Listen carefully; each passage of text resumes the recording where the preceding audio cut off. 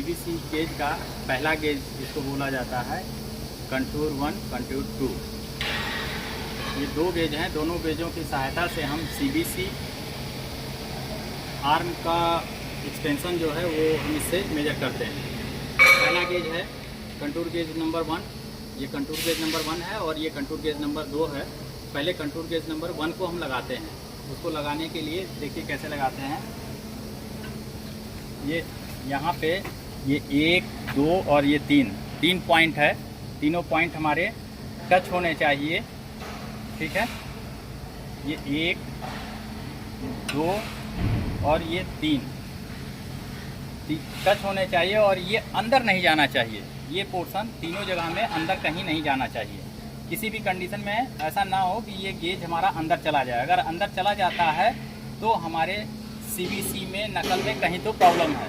अगर अंदर चला जाता है तो पहला काम करेंगे कि नकल को चेंज करेंगे, नकल पिन को चेंज करेंगे और लॉक को चेंज करेंगे। तीनों आइटम चेंज करके इसको एक बार फिर से हम लगा करके देखते हैं। अगर ये मेरा अंदर नहीं जाता है तो यानी कि ये मेरा सही है। इन केस ये तीनों आइटम चेंज करने के बाद में भी अगर मेरा कंटूर अंदर चला जाता है तो ये दूसरा कंटूर गेज नंबर 2, ये कंटूर गेज नंबर 2 है, इसको लेंगे और इसको फिर से लगाएंगे। हम इसको लगा करके हम लोग चेक करेंगे, तीनों जगह फिर से चेक करेंगे। इसको लगाने के बाद में भी अगर आपका कंटूर अंदर चला जाता है तो इसका मतलब ये हुआ कि आपका सीबीसी का ये गार्ड आर्म जो है ये एक्सपेंशन हो गया है, ये फैल गया है। जब ये फैल गया है, इस गेज के लगाने के बाद में भी अगर ये अंदर चला जा रहा है तो फाइनल हमको सीबीसी चेंज करना है। ये है कंटूर गेज नंबर 1 और कंटूर गेज नंबर 2। ये दूसरा गेज है हमारा नकल पिन होल गेज। इसमें भी इस गेज के 2 पार्ट हैं। ये गो पार्ट है और ये नो गो पार्ट है। और ये हमारा नकल है। नकल में जो होल है, ये होल बहुत ज़्यादा वियर तो नहीं हो गया है, इसको हम मेजर करते हैं। इसके लिए हम पहले गो पार्ट को इसके अंदर में डालते हैं। ये गो पार्ट हमारा स्मूथली चला जा रहा है, ये सही है।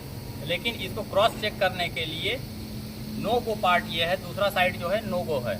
इसको लगा करके चेक करते हैं तो ये देखते हैं कि ये हमारा इसके अंदर नहीं जा रहा है। अगर ये नहीं जा रहा है तो यानी कि हमारा ये वियर नहीं हुआ है, होल वियर नहीं हुआ है, ये मेरा नकल का होल सही है।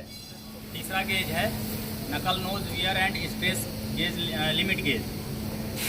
इसके द्वारा हम नकल का स्ट्रेस जो है और इसके नकल के घिसाव को, ये दोनों चीज़ हम इससे चेक करेंगे। इस गेज में 2 पार्ट दिया हुआ है, एक पार्ट ये है और एक दूसरा पार्ट ये है। पहले पार्ट से हम नकल के घिसाव को हम देखते हैं कि ये नकल घिसा हुआ है क्या। इसके लिए ये लगाने का ये हमारा तरीका है। इसमें 3 पॉइंट दिए हुए हैं, N, P और R। ये 3 पॉइंट में से ये 1, 2, 3 ये तीनों पॉइंट सिट होना चाहिए।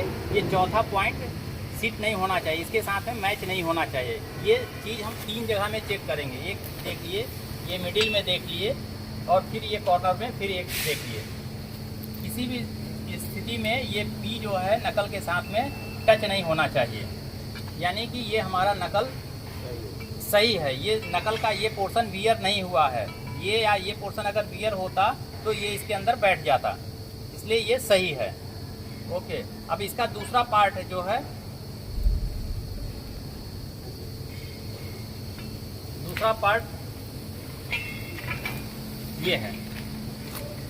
इसमें नकल, ये हमारा नकल जो है एक्सपेंशन तो नहीं हुआ है, स्ट्रेस तो नहीं हो गया है, बहुत ज़्यादा फैल तो नहीं गया है। इसको हम लोग चेक करते हैं। इसके लिए इसमें भी 3 पॉइंट दिए हुए हैं, 1, 2, 3 और एक यहाँ 4 पॉइंट है। ये 4 पॉइंट में से ये 1, 2, 3 पॉइंट टच होना चाहिए। चौथा पॉइंट ये जो गैप है, ये गैप इसके अंदर ये नकल के साथ में सटा हुआ नहीं होना चाहिए। अगर ये सटा हुआ है यानी कि ये हमारा नकल जो है फैल गया है। अगर ये सट गया तो हमें नकल को चेंज ही करना है। ओके, ये हमारा दूसरा गेज है, इसका नाम है पिन प्रोटेक्टर गेज। इसको नकल और नकल पिन को निकाल करके सीवीसी में इसको लगाया जाता है और इसको लगा करके नकल पिन लगाइए।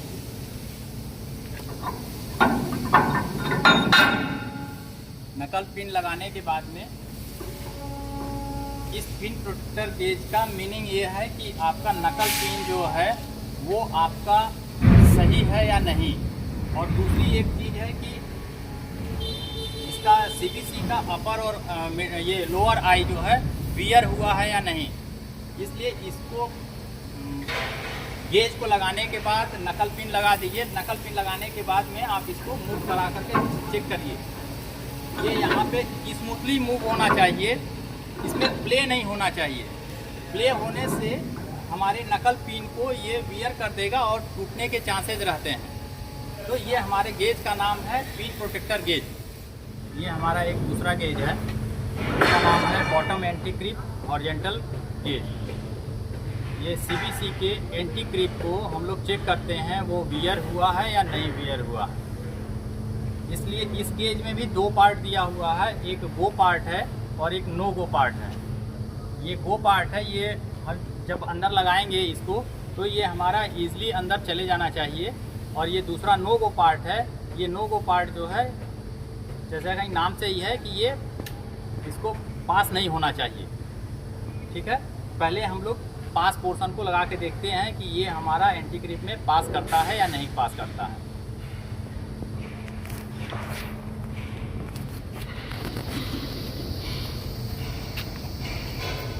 ये हमारा ये एंटी क्रीप है और इसी को हमें चेक करना है। इसके लिए गेज को हम ऐसे लगाएंगे